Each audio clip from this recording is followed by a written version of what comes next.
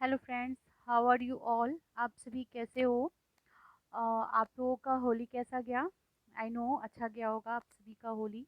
तो चलिए, हम लोग का एक बहुत बड़ा पर्व ख़त्म हो गया। अब आप लोग को यूजीसी नेट का प्रिपरेशन में लग जाना चाहिए। तो यूजीसी नेट का पेपर 1 का मैं करवा रही हूँ, जो सभी के लिए कंपलसरी है। ये प्रैक्टिस सेट 1 का मैंने पार्ट 1 और 2 करवा चुकी हूँ। मैं आज इसका पार्ट 3 आप लोगों को करवाऊँगी, क्योंकि पार्ट 1 में जो प्रैक्टिस सेट 1 है, इसमें टोटल 60 क्वेश्चन थे, जिसको मैंने 3 पार्ट में करवाया है। तो अगर आपने इसके पहले का पार्ट नहीं देखा है तो आप प्लीज़ जाके प्लेलिस्ट पर देख सकते हैं। और ये पार्ट 3 है। तो वीडियो को आप अंत तक देखिए, क्योंकि ये क्वेश्चंस जो है काफ़ी इम्पॉर्टेंट है। और ये आपको काफ़ी हेल्प करेगा 2021 यूजीसी नेट एग्ज़ाम के लिए।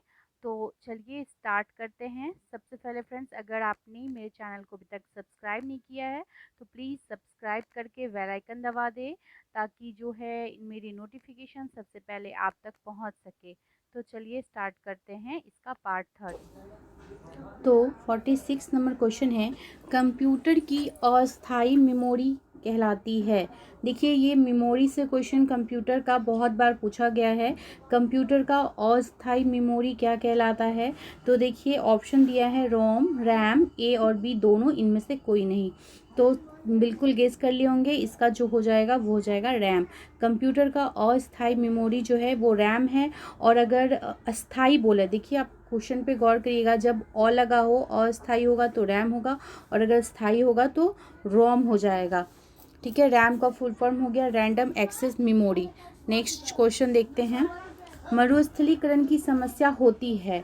तो देखिए, जो मरुस्थलीकरण की जो समस्या होती है, तो ये क्वेश्चंस आई थिंक आप सभी जानते हो कैसे क्षेत्रों में होंगे। अत्यधिक गर्मी पड़ने से होती है, कृषि कृषि होने से होती है, बालू के निक्षेप से, या वर्षा न होने से। तो बताइए, जो मरुस्थलीकरण की समस्या होगी वो कैसे होगी? तो ऑब्वियसली देखिए, वर्षा अगर नहीं होगी तभी ना मरुस्थलीकरण की समस्या होगी। तो वर्षा नहीं होने की वजह से मरुस्थलीकरण की समस्या होती है। नेक्स्ट क्वेश्चन है 48, मेरा मुंह दक्षिण दिशा की ओर है। ठीक है, तो जैसे ही इस तरह के क्वेश्चन रहे, तो आप जानते हो कि मैप में जो होता है ऊपर नॉर्थ होता है। Just minute. ठीक है, अब देखते हैं। तो मैप में आप जानते हैं क्या होता है, ऊपर जो होता है वो नॉर्थ होता है और नीचे साउथ होता है। अब आप बोल रहा है मेरा मुंह दक्षिण दिशा की ओर, यानी आपका इधर है, दक्षिण दिशा की ओर है। निम्नलिखित में से किस क्रम में घूमते रहने के बाद मेरा मुंह फिर से उसी दिशा में होगा?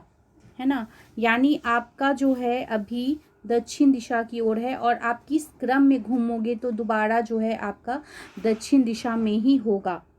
ठीक है, तो देखिए, अगर हम, आपका मुंह दक्षिण है, तो आप अगर बाएं घूमते हैं, ठीक है, बाएं, फिर दाएं,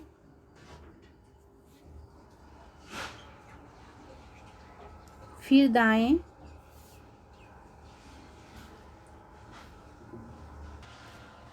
तो देखिए फ्रेंड्स, इसका जो हो जाएगा, इसका ऑप्शन ए होगा, यानी बाएं दाएं बाएं दाएं, फिर आप बाएं बाएं दाएं दाएं। इसको आप इस प्रकार कर सकते हैं कि आप अपना मुंह साउथ की ओर किए, फिर यहाँ से देखिए आपका बाएं, जब आपका मुंह नीचे की ओर तो आपका बाएं जस्ट ऑपोजिट हो जाएगा, यानी आपका बाएं इधर हो जाएगा, है ना। आप इधर से बाएं जाएंगे, फिर जब आपका बाएं इधर है तो आपका दायां किधर हो जाएगा, ऊपर की ओर आपका दायां हो जाएगा, फिर दाएं जाना है, यहाँ से फिर आपको बाएं जाना है। तो इस प्रकार जो है ये चलेगा, तो इसका जो है ये वाला हो जाएगा।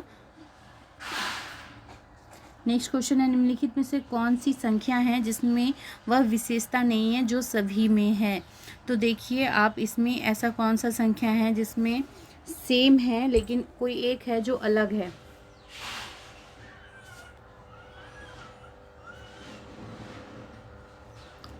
तो इसका हो जाएगा डी। देखिए, 4, 6, 5, 9। तो नेक्स्ट क्वेश्चन है 50 नंबर, किस लीप वर्ष यानी लीप ईयर में निम्नलिखित में से कौन से महीनों की पहली तारीख को एक ही बार यानी दिन होगा? तो कौन सी तारीख को होगा? तो नेक्स्ट क्वेश्चन था कि तो किस लीप वर्ष में निम्नलिखित में से कौन से महीने की पहली तारीख को एक बार जो है एक ही बार दिन होगा? तो इसमें आपको दिया हुआ है, देखिए, मार्च, अक्टूबर, जुलाई, अगस्त, फरवरी, मार्च, जनवरी, अप्रैल। तो जो लीप ईयर का जो हो जाएगा ये हो जाएगा जनवरी और अप्रैल। इसमें क्या होगा, एक ही बार दिन होगा, जो एक ही होगा दोनों में। तो जनवरी और अप्रैल का जो होगा वो सेम होगा।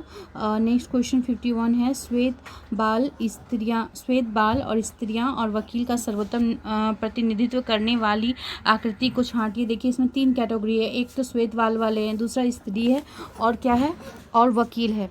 तो देखिए कौन सा इसमें डायग्राम में कौन सा इसके अकॉर्डिंग प्रॉपर सही लग रहा है। तो जो है ऐसा नहीं है कि स्त्रियां का भी श्वेत बाल हो सकता है, वकील का भी हो सकता है ना, यानी तीनों जो है आपस में क्या है, कनेक्टेड है। तो इसका जो आंसर होगा ये सी होना चाहिए। ठीक, नेक्स्ट क्वेश्चन देखते हैं। एक कॉलेज में 60 खिलाड़ी है, इनमें से 9 फुटबॉल, हॉकी और क्रिकेट खेलते हैं। 10 खिलाड़ी क्रिकेट, हॉकी, फुटबॉल में से केवल एक खेल खेलते हैं। क्रिकेट हॉकी ग्रुप में क्रिकेट फुटबॉल ग्रुप से 2 खिलाड़ी अधिक है। फुटबॉल हॉकी ग्रुप में क्रिकेट और फुटबॉल ग्रुप से 4 अधिक खिलाड़ी है। 7 खिलाड़ी क्रिकेट और हॉकी खेलते हैं। ठीक है, बताइए कितने खिलाड़ी फुटबॉल खेलते हैं। इसको आप जो है वीडियो को पॉज करके आप इसको सॉल्व खुद से करो तो ज़्यादा अच्छा होगा। ऐसे में इसका आंसर आपको बता देती हूँ, इसका आंसर हो जाएगा C33। नेक्स्ट क्वेश्चन है, निम्नलिखित में से कौन सा अक्षर समूह से अलग है? तो देखिए यहाँ पे दिया हुआ है MWEH। तो इसमें जो है कौन सा अलग लग रहा है आपको? तो इसका ये जो ई है, ठीक है, ये ई जो है ये इसका हो जाएगा आंसर ई, क्योंकि आप जानते हो ई क्या है, वॉवेल में आता है। नेक्स्ट क्वेश्चन है, निम्नलिखित क्रम में रिक्त स्थानों को भरिए।